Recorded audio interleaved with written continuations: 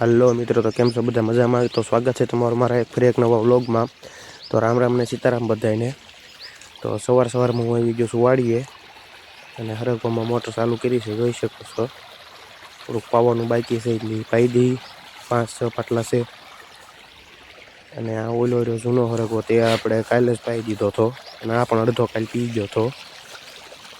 આ પીડ્યો અમારો બ્લુ ઘોડો અમારો.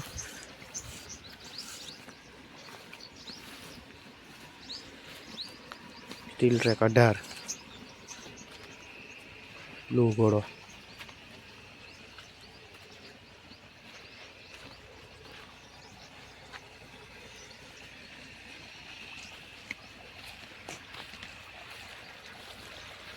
આ છે જૂનો, એટલે નવો હરગવો. જૂનો હરગવો તો આપણે પી ગયો તો આ નવો છે. જૂનો તો આ નવો. આને આપણે અત્યારે પાવાનું ચાલુ છે કામ, જોઈ શકો છો.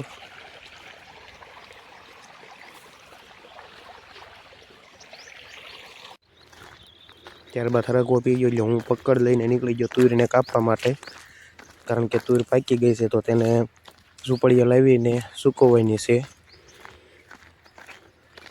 આ છે ડુંગળીનું બિયારણ કરવા માટે સોંપેલા દડા. અમારા અહીંયા તેને મોગરા કહે છે, તમારે ત્યાં પછી શું કહે તે કોમેન્ટ કરજો.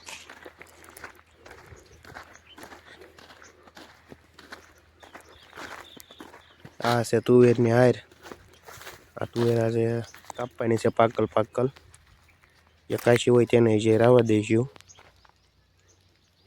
તો બપોર પડી ગયા અને જોઈ શકો છો એટલી કાપી છે તુવેર પાકલ, ને લીલી જે છે એ ઊભી રાવા દીધી છે, જોઈ શકો છો તમે.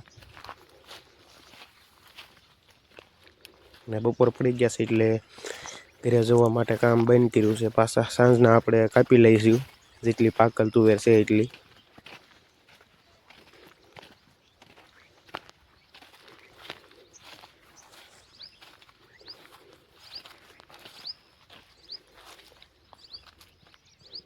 તો જઈશું ઘર બાજુ.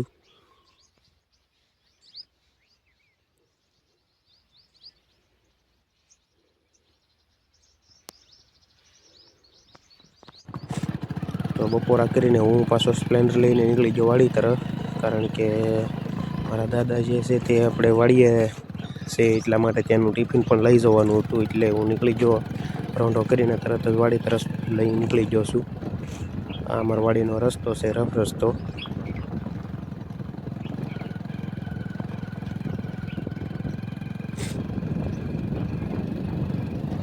જોઈ શકો છો આ રસ્તો.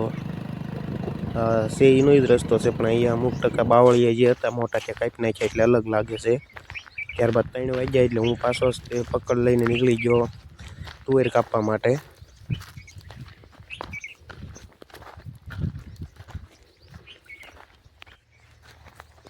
ને ફાઇનલી તુવેર બધી કપાઈ ગઈ છે. તો હવે તેને આપણે બ્લુ ઘોડાને લાવીને તેમાં ભરી લઈશું. જોઈ શકો છો તુવેર સવારની કાપેલી છે, અને જે લીલી હતી તે ઊભી રાવા દીધેલી છે આપણે. ખાલી પાકલને સુકાઈ ગયેલી હતી તેને કાપવાની છે. કાપવાની હતી તે કાપી નાખી છે.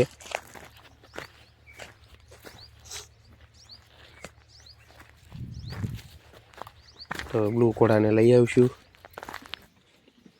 તો બ્લુ ઘોડાને કરી લઈએ ચાલુ, અને રિવર્સ કાઢી લઈશું બારો, કારણ કે આપણે ઓઇલ પર લઈ જવાનું એટલે રિવર્સ મારીને વળી લઈશું બ્લુ ઘોડાને.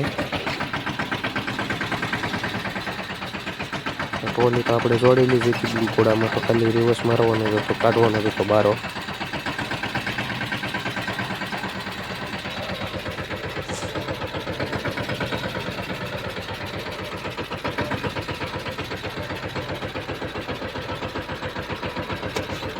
તો બ્લુ ઘોડો આપણે કાઢી લીધો છે બારો. હવે તેને આપણે લઈ જઈશું લીંબુમાં.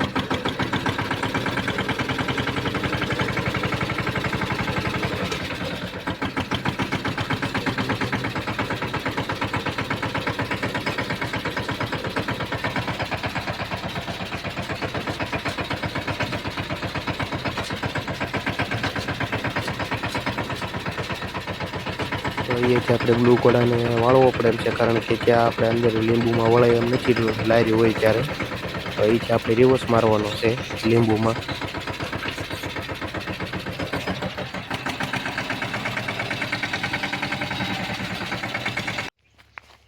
તો બ્લુ ઘોડો લાગી ગયો છે, રિવર્સ જોઈ શકો છો.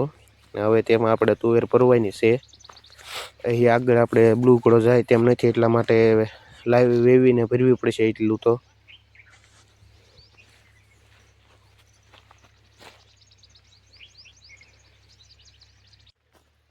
તો તુવેર ભરાઈ ગઈ છે, જોઈ શકો છો તમે. આમનામ ડાળ્યું તે આપણે કાપી લીધેલી હતી, કારણ કે એક એક વીણમાં બેસીએ તો વીણા વાર લાગે, એટલે માટે ડાળ્યું કાપીને ભરી લીધી.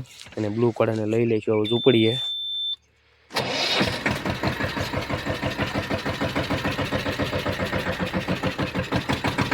કરી લીધું બ્લુ ઘોડાને ચાલુ.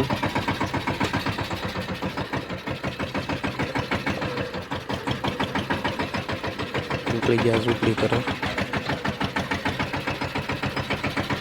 અહીંયા આપણે બ્લુ ઘોડાને ધીમો રાખવો પડે છે, કારણ કે આપણે જે ઢોરિયા છે તેના રોદા આવે અને તુવેરને આપણે સૂટી છે અને હલ્લે છે, તો કદાચ પડે નહીં, એટલા માટે ધીમો ધીમો રાખવો પડે છે. તો આ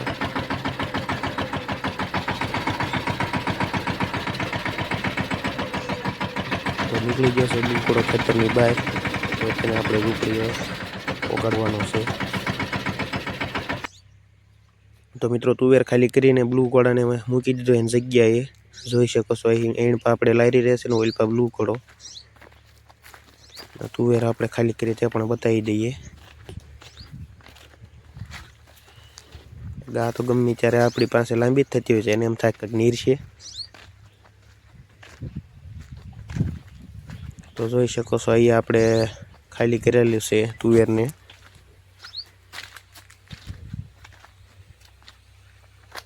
અહીંયા બે ઠેકાણા આપણે અલગ અલગ ખાલી કરી છે, કારણ કે એકમાં સમય તેમ નહોતી.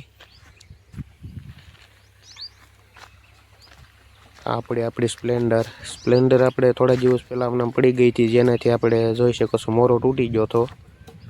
તો તેને આપણે દેશી ઉપાય કરીને વાયરથી બાંધેલો છે, જેનાથી ખખડે નહીં બહુ. ત્યારબાદ હું આવી ગયો તો લીંબુમાં આંટો મારવા માટે. જોઈ શકો છો આ અમારા લીંબુ છે.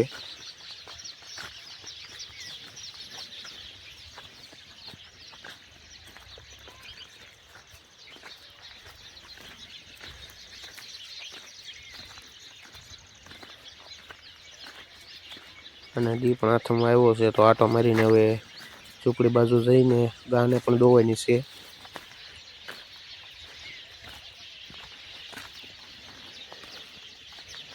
જોઈ શકો છો લીંબુ.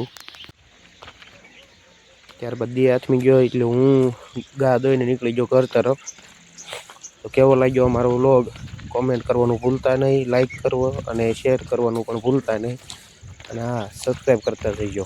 તો મળીએ નેક્સ્ટ વ્લોગમાં. ત્યાં સુધી આવજો. રામ રામ ને સીતારામ બધાને. તો આવજો ને મળીએ નેક્સ્ટ વ્લોગમાં.